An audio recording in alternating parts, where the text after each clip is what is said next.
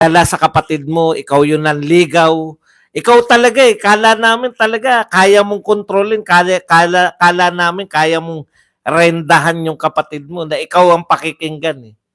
No? Sa totoo lang, baka yung pagiging malapit ninyo sa mga, ikaw personally, alam ko malapit ka sa mga Duterte, baka nagamit mo pa yun, no?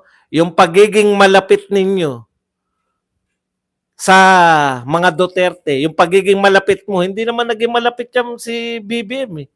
Ikaw yung malapit eh. Ikaw yung, alam mo yun, ikaw yung go-between, ikaw yung tulay, ikaw talaga yung dahilan, no? Tapos mariringan ka namin na I'm with you all the way. Ano I'm with you all the way nung pinagsasabi mo? Wala ka naman say nung panahon na binabanatan si Sara Duterte. Ha? Nang pinsan mo at